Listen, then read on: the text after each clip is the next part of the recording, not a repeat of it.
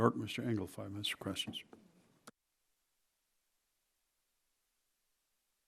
Thank you, Mr. Chairman, and Mr. Green for convening this important hearing. I'm so pleased to have an opportunity to discuss H.R. 3119, the Palliative Care and Hospice Education and Training Act, a bill that I introduced with Congressman Tom Reed, my colleague from New York. Every one of us has been touched by serious illness, whether we have been affected personally or stood by a loved one grappling with critical illness. We all know how physically and emotionally trying such situations can be for all those involved. Palliative care aims to relieve these stresses, and thank you, Dr. Morrison, for everything you've been saying. I'm from New York City as well.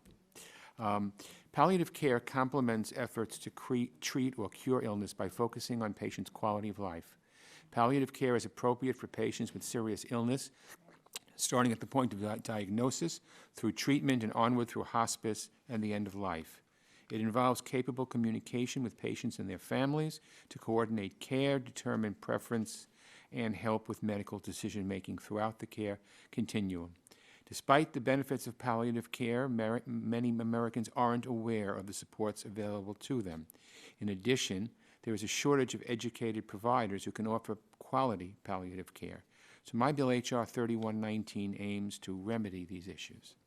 My bill would expand opportunities for training in palliative and hospice care and offer incentives to attract and retain providers. In addition, through existing programs, my bill would create a national campaign to educate patients, families, and health professionals about the benefits of palliative care. And finally, H.R. 3119 would expand critically needed research on palliative care at the National Institutes of Health.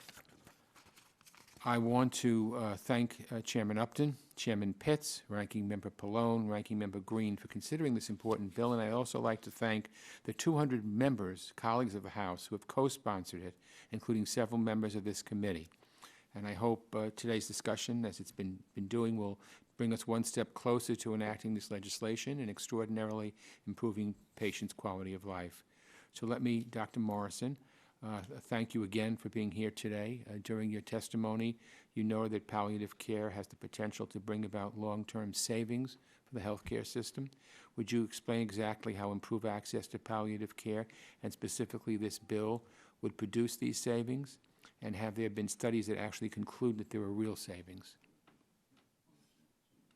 Before answering your question, Mr. Engel, thank you.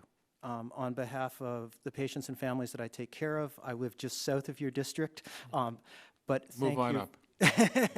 up. Thank you for sponsoring this legislation. The question is, how will palliative care provide savings to the healthcare system? And the answer is yes, it will. When we look at the population that palliative care provides for, it's the 5% of Medicare beneficiaries that are accounting for over 50% of spending.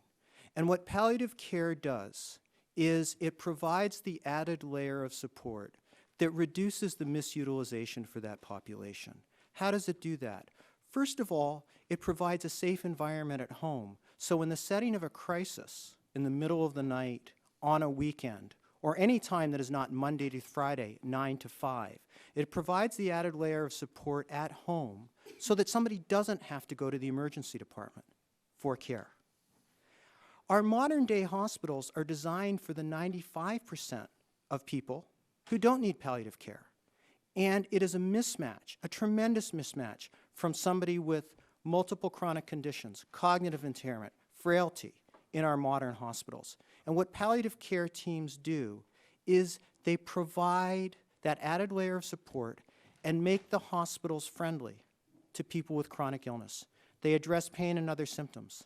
They sit with patients and families and identify what are their values, what are their goals for care, what are they hoping to accomplish, and then we match treatments to meet those goals.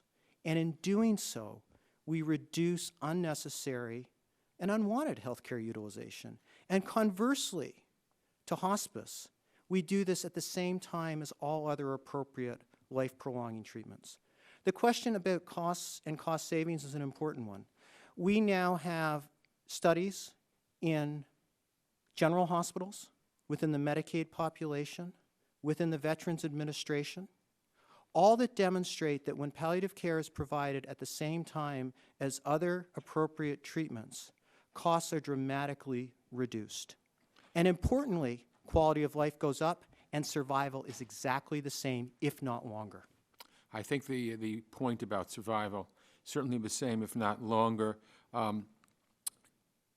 How do efforts to better patients' quality of life simultaneously enhance patients' clinical outcomes? You know, the tie-in between the two.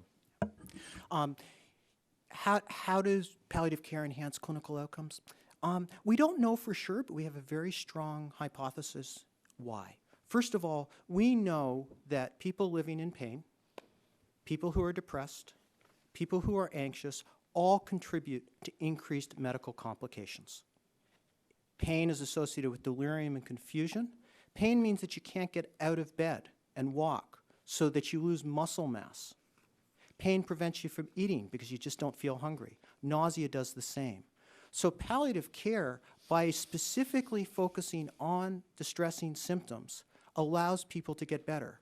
And the best example I can give is my 35-year-old who had a very aggressive lymphoma. But because of the palliative care she received, she made every single one of her chemotherapy appointments on time because she wasn't too nauseated, too sick, too distressed.